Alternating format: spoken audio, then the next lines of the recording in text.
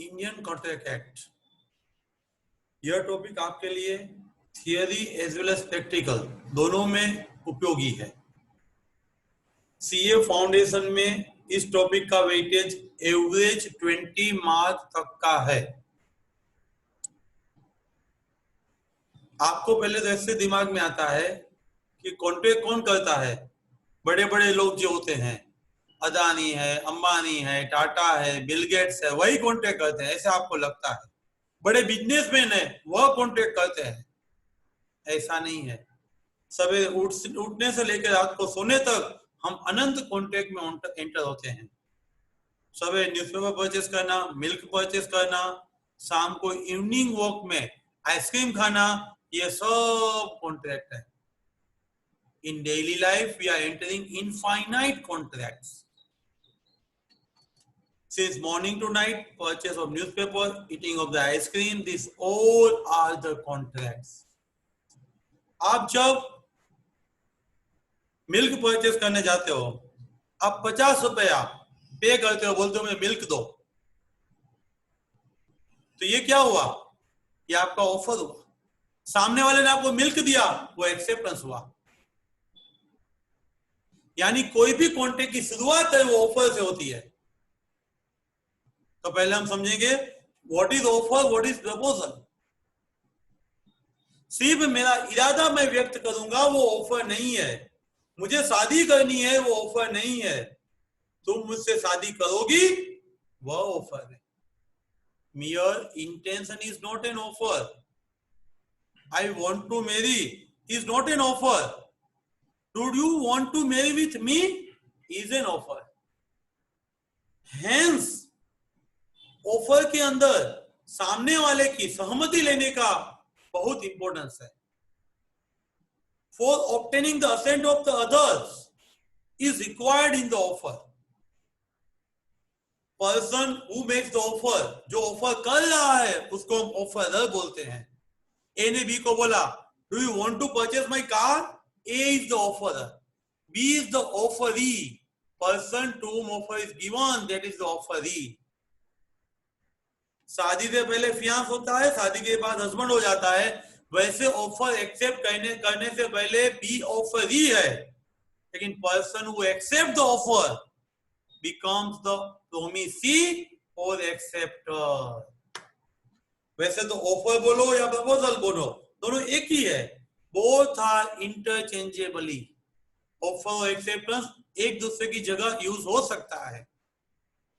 One person shows his intention obtaining the assent of others, do or not to do an act is an offer।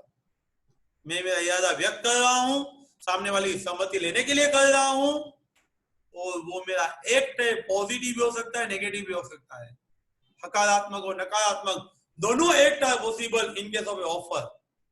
मैं a item produce नहीं करूंगा, आप B item produce नहीं करना, ये भी आपकी ऑफर हो सकती है। यहाँ एक्सपर्टाइज यूज करने का पर्पस है।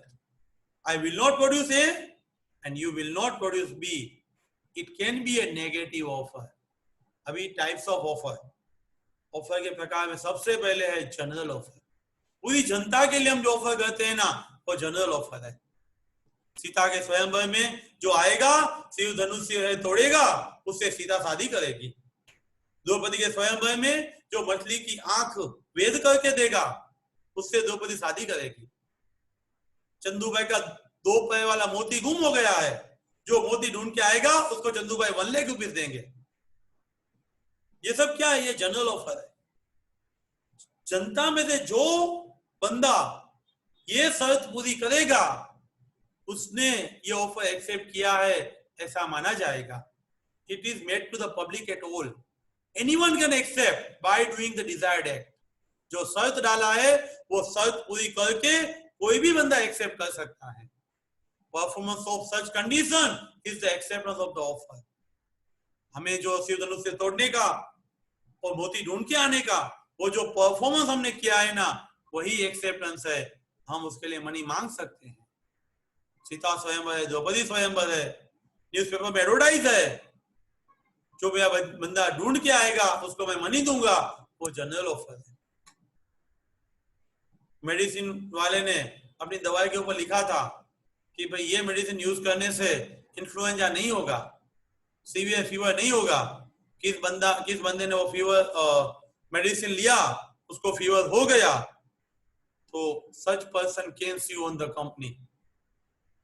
मेडिसिन पे जो लिखा हुआ है ना, that is nothing but general offer. After general offer special offer, specific offer.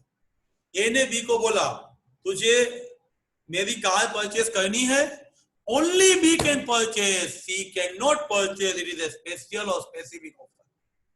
Definite person को ऑफर की जाती है। यहाँ पे ए ने बी को बोला था तुझे मेरी कार परचेस करनी है, तो ओनली बी एक्सेप्ट करेगा, सी नहीं। ए ने बी को ऑफर दिया, do you want to marry with me, only B can accept, C can not accept. Special offer, counter offer, सौदाबाजी, भावताल। आप टोमेटो परचेस करने जाओगे, आपको वो लारी वाला बोलेगा 20 रुपए किलो, आप बोलोगे 15 रुपए में देना है, that is a counter offer. आप मुंबई में फैशन स्ट्रीट में जाओगे, वहां पे आप जीन्स देखोगे, आपको अच्छा लगेगा, तो दुकान वाला बोलेगा 1000 रुपीज, आप बोलोगे 200 में देना है, it's a counter offer. Original मूल ऑफर जो है उसमें आप कुछ शर्त डालते हो, कुछ कंडीशन डालते हो, वहां पे मूल ऑफर है, उसका अंत आ जाता है, और ये नया ऑफर आता है, that is the counter offer. Negotiation, bargaining, that is the counter offer. Offer at the certain conditions in the original offer. आपने बोला था 1000 रुपीज, मैंने बोला 200 रुपीज। आपने बोला टोमेटो का 20 रुपीज, मैंने बोला 15 rupees, that is the counter offer। Market में यही चलता है। एग्जाम्पल दिया है, ए ने बी को बोला do you want to purchase my dog at rupees 100, B ने रिप्लाई दिया if you purchase my cat at rupees 60, then only I will purchase your dog at rupees 100। ए का ऑफर लैप्स, ए का offer reject, और B का नया offer आया, that is nothing but counter offer, cross offer. वैसे cross offer practical में नहीं दिखेगी आपको। जहां पहले पोस्टल सर्विस यूज करते थे ना, वहां पे मे भी क्रॉस ऑफर हो सकती है। एग्जाम्पल हम देखे, ए और बी दोनों कार में जा रहे थे, बी की कार थी, और बी वैसे बोला कि मुझे ये कार बेचनी तो है, तो ए ने बोला इस मंथ मुझे कार परचेस भी करना है, लेकिन बस अपना इंटेंशन बता दिया और कुछ बोला नहीं, दोनों अपने घर चले गए। बी ने सोचा ए को कार परचेस करना है, चलो ना मैं उसको लेटर लिखूं, do you want to purchase my car at rupees 5 lakh.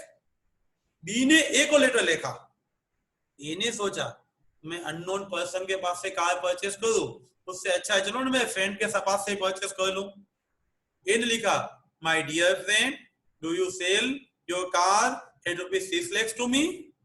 ए ने बी को भी ऑफर दिया था, बी ने ए को भी ऑफर दिया था, दोनों का पोस्ट में ऑफर था, किसी को मिला नहीं था। जो ऑफर मिलेगा, जो ऑफर पहले एक्सेप्ट किया जाएगा, that will be the valid.